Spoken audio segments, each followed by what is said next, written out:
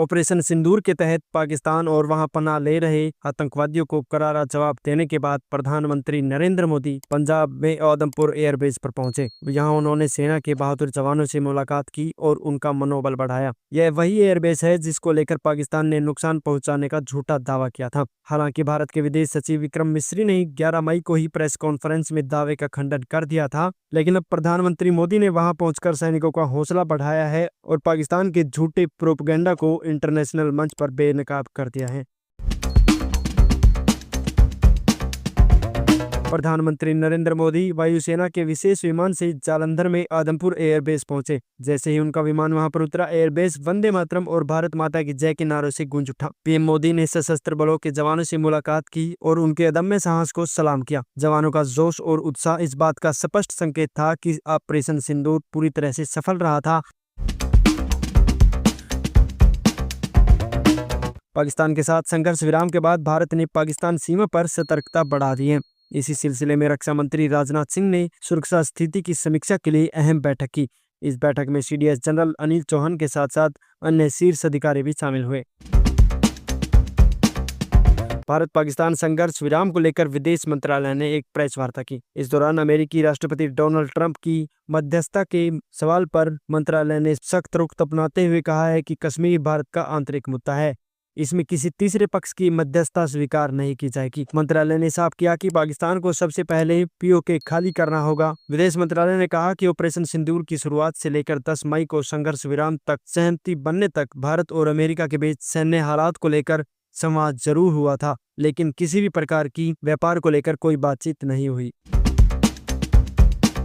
कांग्रेस अध्यक्ष और राज्यसभा के नेता प्रतिपक्ष मल्लिकार्जुन खड़गे ने मंगलवार को केंद्र सरकार से एक बार फिर सर्वदलीय बैठक बुलाने की मांग की है।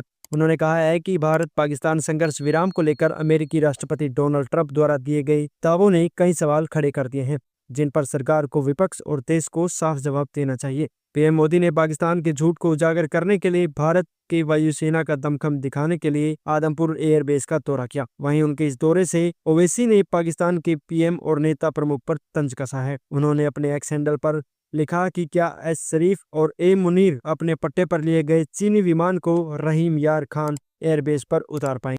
शिवसेना उद्धव बाला साहब ठाकरे ने ऑपरेशन सिंदूर रोकने को लेकर मोदी सरकार की आलोचना की है और आरोप लगाया है कि उन्होंने विनायक दामोदर सावरकर के अखंड भारत के सपने को साकार करने का मौका गंवा दिया है। पार्टी ने यह भी कहा है कि मोदी को अब सावरकर के नाम पर राजनीति करने का कोई अधिकार नहीं। भारतीय मौसम विभाग ने बताया है कि दक्षिण पश्चिमी मानसून ने मंगलवार को अंडमान निकोबार द्वीप, दक्षिण बंगाल की खाड़ी और अंडमान सागर के कुछ हिस्सों में समय से पहले दस्तक दे दी है, जहां पिछले 2 दिन से निकोबार द्वीपों में हल्की से भारी बारिश हो रही है। साथ ही इलाके में तेज पश्चिमी हवाएं चल रही हैं और घने बादल भी बने हुए हैं, जिसके बाद अब इन संकेतों से मौसम विभाग इसे मानसून की शुरुआत मान रहा है। भारत के प्रधान न्यायाधीश संजीव खन्ना ने मंगलवार को रिटायरमेंट के बाद कहा है कि वो कोई आधिकारिक पद नहीं लेंगे, लेकिन कानून के क्षेत्र में अपनी पारी जारी रखेंगे। संजीव खन्ना को 11 नवंबर 2024 को सीजेआई नियुक्त किया गया था और वो मंगलवार को रिटायर हो गए हैं। सुप्रीम कोर्ट ने कहा है कि केंद्र और राज्यों के लिए विशेष कानूनों के तहत मामलों की तेजी से सुनवाई के लिए अदालतें स्थापित करना जरूरी है। सुप्रीम कोर्ट ने कहा है कि केंद्र व राज्यों ने इस पर 2 सप्ताह में अपना पक्ष रखना होगा। पीठ ने 9 मई के आदेश में कहा है कि हमारा मानना है कि जब विशेष कानूनों के तहत मुकदमे दर्ज होते हैं तो केंद्र और राज्यों के लिए यह भी जरूरी है कि वे कानून के विधायी उद्देश्य को प्राप्त करने के लिए तेज सुनवाई सुनिश्चित करने के लिए पर्याप्त बुनियादी ढांचे के साथ विशेष अदालतें भी स्थापित करें। तमिलनाडु के पोलाची यौन शोषण मामले में मंगलवार को फैसला सुना दिया गया है। कोयम्बटूर की एक महिला विशेष अदालत ने सभी 9 आरोपियों को दोषी पाया। सनसनीखेज यौन उत्पीड़न और जबरन वसूली मामले के सामने आने से 6 साल बाद दोषियों को मौत तक आजीवन कारावास की सजा सुनाई गई है। न्यायाधीश आर नंदिनी देवी ने सजा सुनाते हुए 8 पीड़ितों को 85 लाख रुपए का मुआवजा देने का भी फैसला किया है। भारत पाकिस्तान के बीच हुए संघर्ष विराम की जानकारी सबसे पहले अमेरिकी राष्ट्रपति डोनाल्ड ट्रंप ने साझा की थी, जिसके बाद से देश में तमाम सवाल उठ रहे हैं कि क्या उनकी मध्यस्थता अमेरिका ने करवाई है। इस मामले में डीएमके ने केंद्र सरकार से जवाब मांगा है। भारत सरकार ने नई दिल्ली में पाकिस्तान के उच्चायोग में काम कर रहे एक पाकिस्तानी अधिकारी को पर्सोना नॉन ग्राटा अवांछित व्यक्ति घोषित कर दिया है।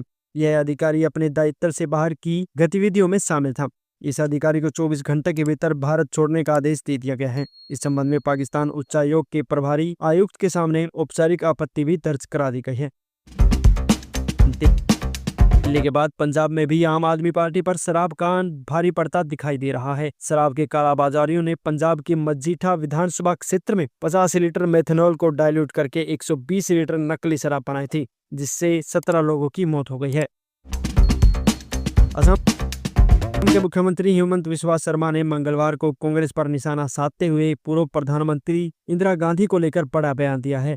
उन्होंने कहा है कि अगर इंदिरा गांधी आज जिंदा होती तो मैं उनसे पूछता कि 1971 की जीत के बाद उन्होंने पीओके वापस क्यों नहीं लिया और शिमला समझौते में भारत के पक्ष में और मजबूत फैसले क्यों नहीं लिए गए।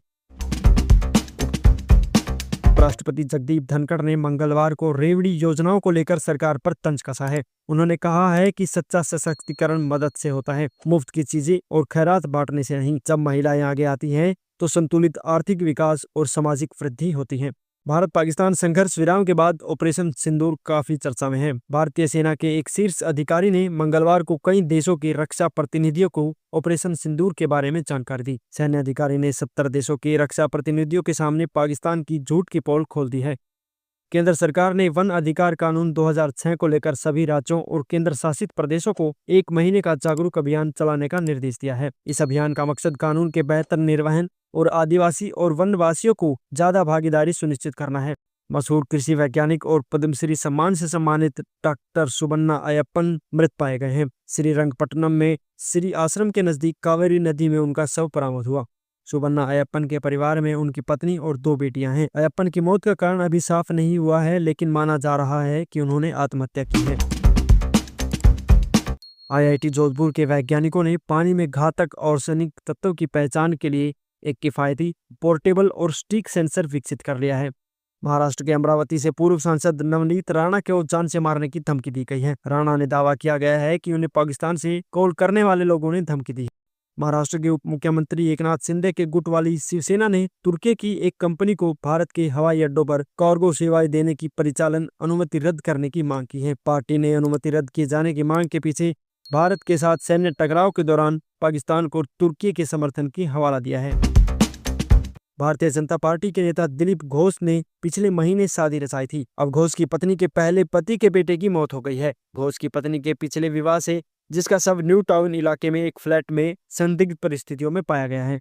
मार्च में तृणमूल कांग्रेस ने कई राज्यों में डुप्लीकेट मतदाता पहचान पत्र नंबरों का मुद्दा उठाया था। चुनाव आयोग ने इस मुद्दे को 3 महीने में हल करने के लिए कहा था। अब चुनाव आयोग ने इस मामले में सत्यापन करने के बाद मतदाताओं को एक नए नंबर के साथ नए मतदाता पत्र जारी कर दिए हैं। सुप्रीम कोर्ट ने मंगलवार को दिल्ली के कारोबारी हरप्रीत सिंह तलवार उर्फ कबीर तलवार की जमानत याचिका खारिज कर दी है। तलवार को 21,000 करोड़ रुपए के मुंद्रा पोर्ट ड्रग केस में गिरफ्तार किया गया। व्यापारियों के संगठन confederation of all India traders ने केंद्र सरकार को पत्र लिखकर ई-कॉमर्स वेबसाइटों पर बिक रहे पाकिस्तानी झंडे व सामान पर तुरंत बैन लगाने की मांग की है। साथ ही इसे राष्ट्रीय गरिमा और सुरक्षा के खिलाफ बताया है। महाराष्ट्र सरकार सड़कों पर रहने वाले बच्चों के लिए मोबाइल वैन सेवा शुरू करेगी, जो उन्हें इलाज, काउंसलिंग और शिक्षा जैसी सुविधाएं देगी। यह पहल पायलट परियोजना के तौर पर मुंबई समेत 5 शहरों में सफल रही तो उसके बाद पूरे राज्यों में लागू कर दी जाएगी। अमेरिकी राष्ट्रपति डोनाल्ड ट्रंप अपने 4 दिनों की मिडिल ईस्ट दौरे पर पहले पड़ाव में मंगलवार को सऊदी अरब पहुंचे। सऊदी अरब की राजधानी रियाद में युवराज मोहम्मद बिन सलमान ने राष्ट्रपति ट्रंप का एयरपोर्ट पर स्वागत। सऊदी अरब दौरे पर ट्रंप युवराज के साथ ईरान के परमाणु कार्यक्रम, गाजा युद्ध को समाप्त कराने और तेल की कीमतें समेत अन्य मुद्दों पर बात। अमेरिकी इजरायली बंधक एडन अलेक्जेंडर को 584 दिनों तक कैद में रखने के बाद हमास ने रिहा कर दिया है। अब वह इजरायल लौट आए हैं। उनकी घर वापसी पर पीएम बेंजामिन नेतन्याहू ने स्वागत किया है। साथ ही उनकी रिहाई का श्रेय अमेरिकी राष्ट्रपति डोनाल्ड ट्रंप को दिया है। श्रमिकों के नागरिक अधिकारों की रक्षा करने वाली एजेंसी USEEO ने जज करिन ऑर्टिज को बर्खास्त करने का फैसला लिया है। जज ने राष्ट्रपति डोनाल्ड ट्रंप के निर्देशों का विरोध किया था। ईरान के साथ जारी परमाणु वार्ता के बीच संयुक्त राज्य अमेरिका ने बड़ा कदम उठाया है। अमेरिका ने ईरान के परमाणु कार्यक्रम में शामिल 3 लोगों और एक ईरानी कंपनी के खिलाफ नए प्रतिबंधों की घोषणा कर दी है। कनाडा के प्रधानमंत्री मार्क कार्नी ने मंगलवार को अपने मंत्रिमंडल में बड़ा फेरबदल किया है। कार्नी ने भारतवंशी अनीता आनंद को बड़ी जिम्मेदारी दी है। आनंद को विदेश मंत्री बनाया गया है। अनीता आनंद ने पहले भी कनाडा सरकार में रक्षा मंत्री समेत वर्ल्ड टेस्ट चैंपियनशिप के फाइनल मुकाबले के लिए ऑस्ट्रेलिया और दक्षिण अफ्रीका ने अपनी अपनी टीम का ऐलान कर दिया है। WTC का फाइनल मुकाबला 11 जून से लॉर्ड्स के ऐतिहासिक मैदान पर खेला जाएगा। ऑस्ट्रेलिया टीम WTC की डिफेंडिंग चैंपियन है, जिसने 2023 में खेले गए फाइनल में भारत को हराकर खिताब अपने नाम किया था। टेस्ट क्रिकेट से संन्यास ले चुके विराट कोहली और उनकी पत्नी अनुष्का शर्मा वृंदावन पहुंचे और प्रेमानंद महाराज से भेंट की। इस दौरान दोनों ने संत महाराज से आशीर्वाद लिया और आध्यात्मिक चर्चा में हिस्सा लिया। बॉर्डर गावस्कर ट्रॉफी में खराब प्रदर्शन के बाद रोहित शर्मा और विराट कोहली पर सवाल उठने लगे थे, लेकिन इंग्लैंड सीरीज से एकदम पहले दोनों का संन्यास लेना बहुत बड़ा संदेश दे गया है। इस बात के संकेत हैं कि इस समय ड्रेसिंग रूम में पूरा दबदबा है।